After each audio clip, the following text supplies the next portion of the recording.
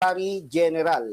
Kaugnay nito, sa hindi umano naging pagsunod sa kanila ni Deputy Secretary General Soponias Ponyong Gabonada Jr. na ibigay ang salin nito. Ayon sa isinagawang press conference ni Remulla sa Office of the Ombudsman noong Lunes, Abril 6, 2026, sinabi niyang matagal na raw kasing umiiwas sa kanilang tanggapan ang mga Secretary General ng Kongreso na magbigay ng kanilang salin. Pero ang Secretary General kasi matagal nang umiiwas na ibigay sa amin ang nire-request nating mga salin.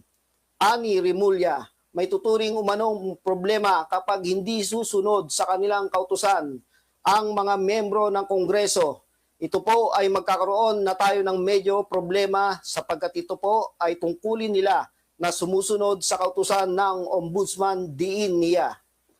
Dahil umano rito, ipag-uutos ni DILG Remulla simula ngayong araw, Martes, Abril 7, 2026, ang pagpapadala ng sabpina sa lahat ng mga mambabatas, House Secretary General at Deputy Secretary General para maibigay sa kanila ang salin ng mga ito. Kaya ngayon, lahat ng congressman, hinihingi na po namin ang mga salin noong 10 taon ay kung gaano katagal man sila sa Kongreso, aniya. Dagdag pa niya, lahat po ng Secretary General sa nakaraan mula sa 10 taon na hanggang sa mga Deputy Secretaries General, sinihingi din po namin ang kanilang mga salin.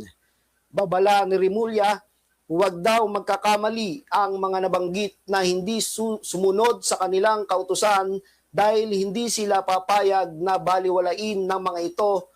Bibigyan pa namin sila ng sabpina at sana wag silang magkakamaling humindi sapagkat hindi po kami papayag na hindi sila mag-comply sa kautusan pagtatapos niya. Magandang gabi. Sabpina nilabas na ng House Committee on Justice laban sa COA. Ito ay kaugnay pa rin ng mainit na usapin sa confidential fund ni Vice President Sara Duterte noong siya ay kalihim ng DepEd. Ang hakbang base sa 10 pahinang liham na ngayon ng ika-7 ng Abril ay bunsod ng mga impeachment complaint na inendorso ni na Representative Laila de Lima, Representative Benvenito Abante, Representative Paulo Ortega. Ang hirit ng Kamara, ilabas lahat ang liquidation report mula sa 2022 hanggang 2023.